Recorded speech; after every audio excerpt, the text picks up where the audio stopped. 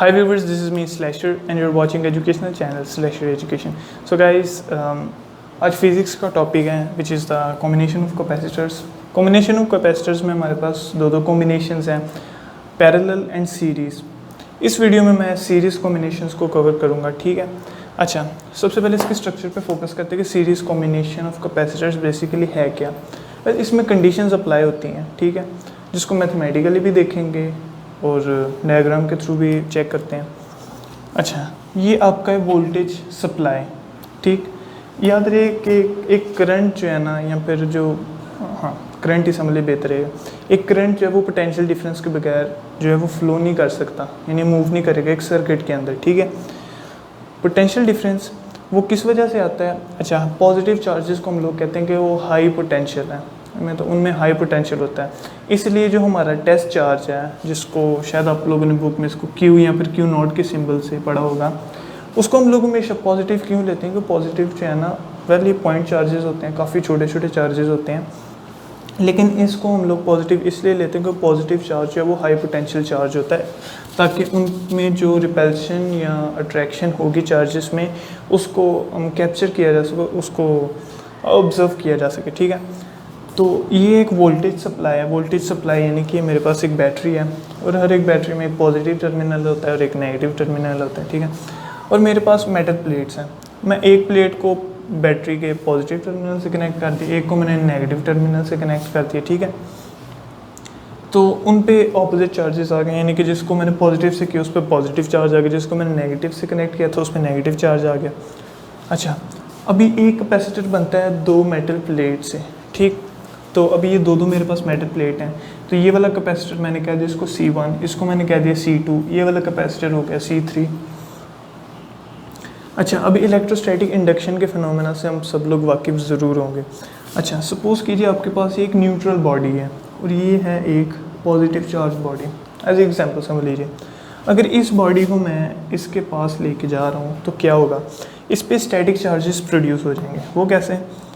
अभी जो हमें पता है कि अनलाइक चार्जेस अट्रैक्ट, तो इसका मतलब कि यहाँ पे इसके पास आ जाएंगे, अगर इस तरफ से मूव करे इसके पास तो इस साइड पे आ जाएंगे नेगेटिव चार्जेस, इस साइड पे आ जाएंगे पॉजिटिव चार्जेस. वैसे सब कुछ इलेक्ट्रिक पोलराइजेशन में पढ़ेंगे, बट मैंने एक शॉर्ट ओवरव्यू दे दिया कि इलेक्ट्रोस्टैटिक इंडक्शन. तो यहाँ पे भी वही होगा. अभी बीच में तो हम लोगों ने उसको डायरेक्ट किसी वायर से कनेक्ट नहीं किया. इवन इसके अंदर तो एक इंसुलेटर यानी एक डाइलेक्ट्रिक मीडियम भी होता है, तो इसको मैंने फिर कनेक्ट नहीं किया. लेकिन इलेक्ट्रोस्टैटिक इंडक्शन के फिनोमेना से याद, मैंने इसको इसके साथ टच नहीं करती, मैंने सिर्फ हल्का सा पास किया और उसने जो अपने स्टैटिक चार्जेस हैं उनको मतलब कि प्रोड्यूस कर दिए, उनको लैदा कर दिए.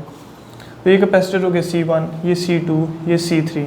अच्छा, series combination of capacitors basically ये होता है कि एक कैपेसिटर सपोज C1 का जो राइट वाला कैपेसिटर है, राइट वाली प्लेट है, ऐसे समझ लीजिए राइट वाली प्लेट है यानी कि नेगेटिव प्लेट, वो अगले कैपेसिटर यानी कि C2 कैपेसिटर की लेफ़्ट वाली प्लेट के साथ कनेक्टेड होगी. ठीक है. इन सब में ये जो अंदर हम लोगों ने एक्स्ट्रा जो प्लेट्स लगाई हैं उन सब में जो है ना वो इलेक्ट्रोस्टैटिक इंडक्शन का फिनोमेना ही लगा है. ठीक है. क्योंकि बीच में तो एक डाइलेक्ट्रिक मीडियम है, कनेक्टेड तो है नहीं वैसे भी. ठीक है. तो सारे इलेक्ट्रोस्टैटिक इंडक्शन यानी कि यहाँ पे पॉजिटिव था उसने नेगेटिव इस पर प्रोड्यूस कर दी, और इस पर नेगेटिव था उसने आगे पॉजिटिव प्रोड्यूस कर दिया. ठीक है. समझ लीजिए बस ये और दो वाले, ये दो असली हैं, बस बाकी सब बेकार है. तो ये पॉइंट हो गया A, इस पॉइंट को कह दिया B. वेल ना भी कहीं मर्जी है आपकी, आपको कौन रोक सकता है. ठीक है. अच्छा, मैं बता दूं, इंटरनेट पे अगर आप लोग इस चीज़ को सर्च करेंगे ना तो वहाँ पे आपको मोस्टली डायग्राम्स कुछ इस तरह मिलेंगे. ये हो गया वोल्टेज सप्लाई, ये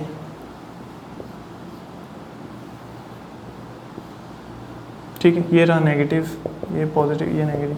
तो उस पर कुछ इस तरह की जो आपको डायग्राम्स हैं वो इस तरह मिलेंगे. लेकिन कंडीशन देखिए वही अप्लाई हो रही है कि ऊपर वाले के सपोज अगर अपनी गर्दन आप लोग ऐसे टेढ़ी कर लें तो फिर आपको ये सेम वैसे ही लगेगा. ठीक है. वही कंडीशन है कि एक का जो राइट वाला वो अगले के लेफ़्ट के साथ कनेक्ट होगा वगैरह वगैरह. ठीक है. अच्छा, तो डिफरेंस बेसिकली बन कहाँ पे रहा है कि पैरेलल और सीरीज़ में. अच्छा, मैं एक आपके लिए एक क्वेश्चन छोड़ के जा रहा हूँ. पैरेलल और सीरीज़ में कौन सा जो कॉम्बिनेशन है वो ज़्यादा चार्ज को स्टोर कर सकता है? ठीक है. अभी डिफरेंस को देखते हैं, इसका आंसर मैं अपने नेक्स्ट लेक्चर में दूंगा.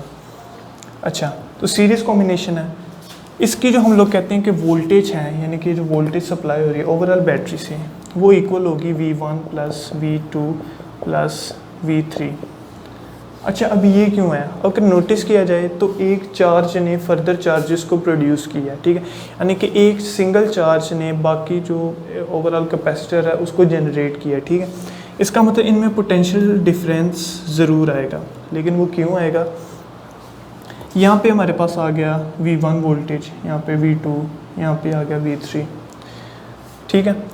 तो ये तीनों का सम ओवरऑल जो टोटल वोल्टेज है उसके इक्वल होगा। लेकिन क्यों होगा?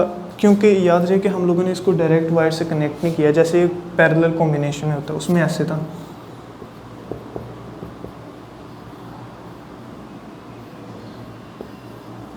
देन एक बैटरी से कनेक्ट होते हैं, ठीक है।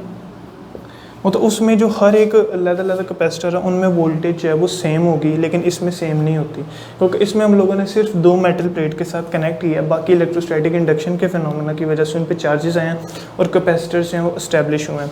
इसकी मेन रीज़न ये थी कि उसके जो पोटेंशियल डिफरेंस है वो इस वजह से आए हैं।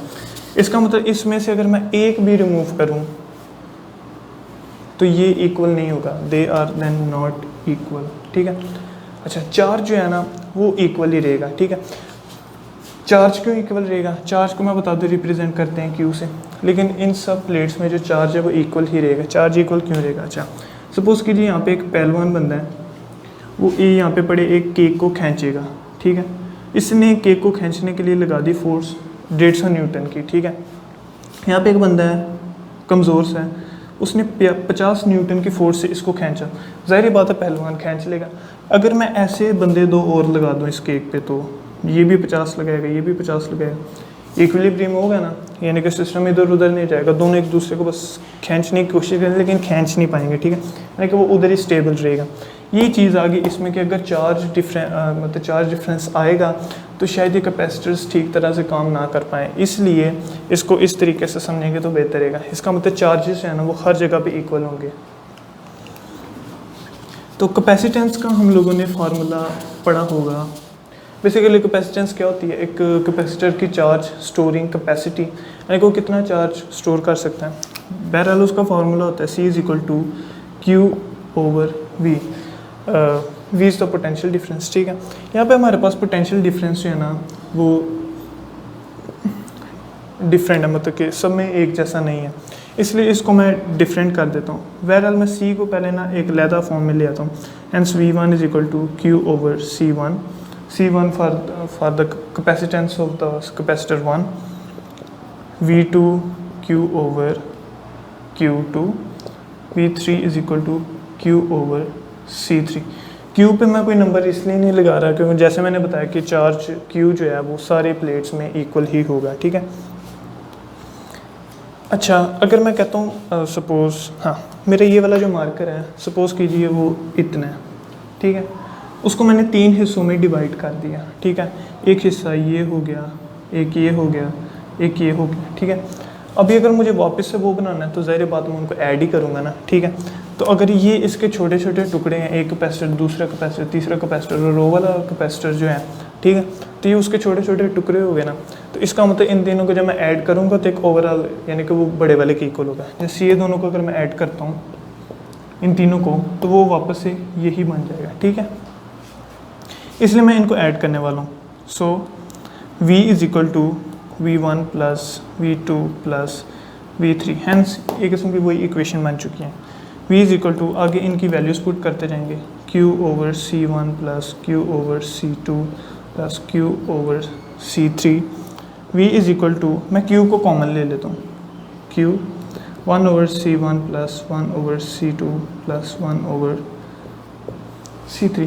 अच्छा, पैरेलल में ये जो कैपेसिटर की कैपेसिटेंस है वो जो है वो रेसिप्रोकल फॉर्म में नहीं आएगी, यानी कि जिसको आसान अल्फाज में बटा कहते हैं, बटा फॉर्म में नहीं आएगी, ठीक है, इसी फॉर्म में रहेगी।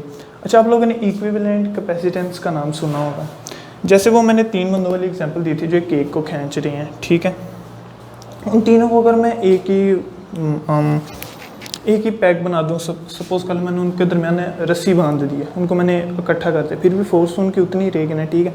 इसका मतलब अगर इनका सम मैं किसी एक चीज़ के इक्वल करना चाहूँ तो अच्छी याद रही कि ये सीरीज़ कॉम्बिनेशन में मैंने तो अभी 3 सिर्फ कैपेसिटर्स जिसमें बनाए ना, और समझ लीजिए इन्फिनिटी तक अगर कैपेसिटेंस हो तो क्या होगा, तो 1/CE for the equivalent CE लगा लें, CEQ लगा लें, ठीक है। तो वो इक्वल होगा 1/C1 plus 1/C2 dot dot dot dot plus 1/CN, यानी कि अप टू n नंबर तक आप लोग जो है ना कैपेसिटर्स इसमें ऐड कर सकते हैं, ठीक है। फिर उनकी कैपेसिटेंस का रेसिप्रोकल जो है वो होगा इसके इक्वल, ठीक है। इसका मतलब कि इस ओवरऑल को मैं ऐसे भी लिख सकता हूँ, V is equal to Q/CEQ, और अगर इसको लहदा कर ले तो CEQ is equal to Q/V। Hence तो ये हमारा जो मैथमेटिकल फॉर्म है वो सीरीज कॉम्बिनेशन ऑफ कैपेसिटर्स की आ चुकी है, ठीक है। तो गाइज ये था हमारा आज का लेक्चर। नेक्स्ट लेक्चर में पैरेलल कॉम्बिनेशन ऑफ कैपेसिटर्स को कवर करेंगे। वेल जो कैपेसिटर्स का पूरा टॉपिक है जिसमें कैपेसिटेंस उनके फैक्टर्स को भी मैंने एक्सप्लेन किया हुआ है, उसका लिंक होगा डिस्क्रिप्शन में, चेक कर लीजिए। तो मैं चलता हूँ, मिलते हैं नेक्स्ट लेक्चर में, तब तक